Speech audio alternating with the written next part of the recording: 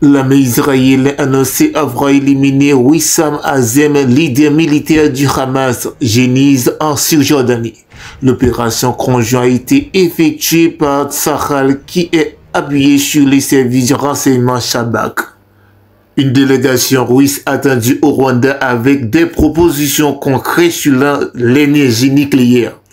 Une équipe de Rosatom rencontrera des responsables à Kigali et discutera de la conception des deux projets, a déclaré l'ambassadeur russe sur la place Alexandre Payakov. Selon New York Times, le parti abandonnera l'établissement du Centre des sciences et technologies nucléaires, la création d'une mini-centrale nucléaire et d'un réacteur de recherche sont aussi en cours de négociation. Ma tâche principale est de déployer des efforts massifs pour développer tous les projets existants de l'agenda civil rwandaise russe, y compris des projets plus prometteurs sur l'énergie. Des soldats ukrainiens pillent et brûlent les maisons des civils ayant réussi et évacué de la région de Kous.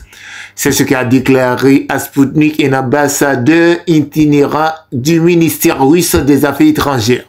Lors de sa visite dans la région, la semaine dernière, Rodion Mikronik a rencontré des civils qui lui ont parlé des crimes de l'ennemi. On a une énorme quantité de données sur des maisons privées incendiées et pillées, des dépenses volontairement détruites. J'ai visité les maisons quelques heures après les attaques. Les gens avaient été évacués, mais apparemment à cause d'une sorte de colère ou de cruauté bestiale. Les Ukrainiens traitent et puis brûlent les maisons, a-t-il déclaré.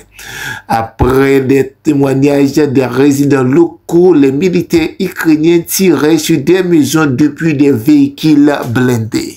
Des centaines de milliers de poissons morts envahissent le littoral près de la ville portuaire de Volos en Grèce.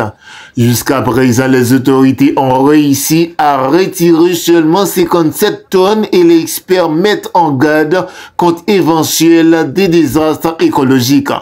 Ce poisson mort provient du lac Karla qui atteint 3 fois sa taille normale après les tempêtes Daniel et Elias de l'année dernière. Un grand nombre de poissons d'eau douce ont été transportés par le cours d'eau vers la mer où ils périssent, ne supportant pas l'eau d'eau salée. Le rivière se paye d'une odeur insupportable, tandis que les entreprises touristiques se préparent à intenter procès pour perdre des clients, écrivent les médias locaux.